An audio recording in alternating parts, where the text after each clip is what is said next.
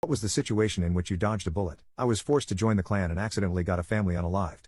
Back in my early 20s, 40 plus now, I used to drink to the point of passing out, I mean blackout intoxicated.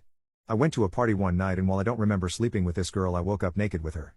I exchanged numbers with her and think nothing of it. I get a call a month later that she is pregnant and it is my kid. I go over to her house to talk about it. This is where I find out her dad is a midnight in the Klan and all of her brothers are as well. So as the father of her child, they forced me into becoming a good Christian warrior for the white race and had to attend the meeting. To say these guys were idiots was an understatement. No understanding of history or anything else. It was just a complaining session about other races. I started drinking during the meetings as a way to get through them.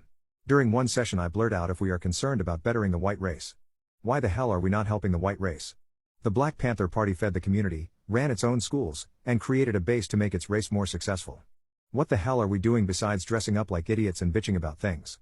The meeting hall exploded and the Grand Poobah or whatever he called himself took notice and held me after the meeting. Truth be told I was kind of hoping to get a bullet in the back of my head for what I was saying but it really turned out different. I went on a rant about how morality is a luxury compared to survival. That if you want white people to succeed you need to not only lead by example but to be employable. Tattoos and looking like a hooligan are not going to get that done.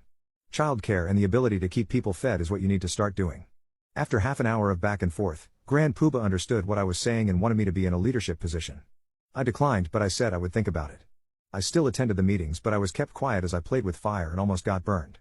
Well, I continued on being the dutiful BF going to and running errands for her until the birth of the child. Well, needless to say I was not the father. In fact, they went back 8 generations on both sides of my family to make sure I was pure white in order to join. They did the same on her side as well. So when the baby popped out, purple I was off the hook. This racist family just had a black kid. I had found my exit, but the family was still insisting it was my kid. I was threatened but I yelled back with some of my newly learned vocabulary.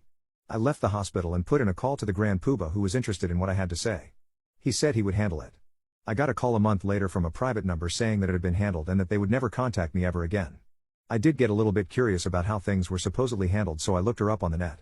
I found out that the family died due to carbon monoxide poisoning and the house caught fire with everyone inside. It was ruled an accidental death. I can only speculate but if I had not made that call I think that the racist family would have still been alive. I was so hellbent on gaining my freedom that I did not think of the consequences and only thought about my end goal.